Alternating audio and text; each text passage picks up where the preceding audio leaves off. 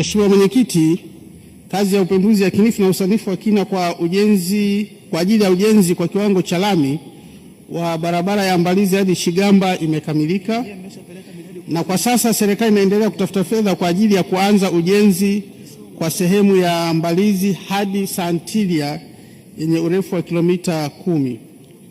Mheshimiwa Mwenyekiti, aidha kwa upande wa barabara ya Isionje Kikondo kilomita 22 ambayo ni sehemu ya barabara ya Isionje Kikondo kwenda Njombe Makete kilomita 96.2, ujenzi kwa kiwango cha lami unaendelea kwa sehemu ya Makete Inio kilomita 36.3 iliyopo mkoani Njombe na umefikia 28%. Sehemu zilizobaki za barabara hizo zitaendelea kujengwa kulingana na upatikanaji wa fedha. Asante Mheshimiwa Mwenyekiti. Kwa kuwa kumekuwa kunatokea ajali nyingi mlima Iwambi kuelekea Mbalizi na kufanya wanambea vijijini kuwa waathirika wakubwa wa ajali hizo,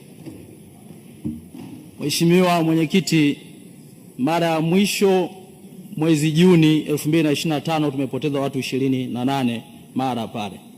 Je, ni lini serikali itajenga barabara ya mchepuo kwa kiwango cha lami kutoka Iwambi hadi Mbalizi ili kupunguza msongamano wa magari mlima Iwambi, ambayo itasaidia kupunguza ajali hizo? Namba 2, Mheshimiwa Mwenyekiti, kwa kuwa Mheshimiwa Rais wa Jamhuri ya Muungano wa Tanzania Daktari Samia Suluhu Hassan ametafuta mwekezaji wa takribani bilioni 1 kuwekeza kwenye mgodi wa Nubian uliopo Songwe, Mbeya vijijini, unaotarajia kuanza hivi karibuni, kwa msisitizo wa dhana ya wizara kusomana na kutengeneza fursa zaidi kupitia miradi mikubwa ya serikali.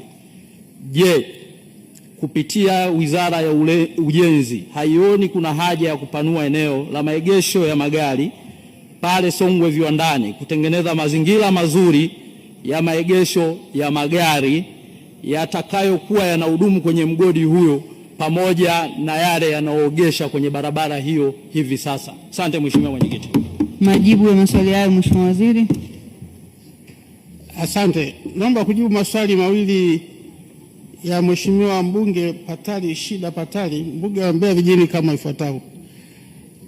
Mheshimiwa Mwenyekiti, barabara ya bypass kwa maana ya Iwambi Mbalizi ipo kwenye mpango kuijenga, na tunavyoongea sasa hivi Mheshimiwa Mwenyekiti imeshaboreshwa na kuna magari yanapita, lakini mpango ni kuijenga hii barabara kwa kiwango cha lami. Na nimhakikishie Mheshimiwa mbunge hivi tunavyoongea tayari hata wataalamu wako kwa ajili ya kuipitia tena upya kupitia ile usanifu uliokuwepo ili barabara hii iweze kujengwa, na itajengwa sambamba na bypass kubwa ya kuanzia Uyole kwenda Songwe.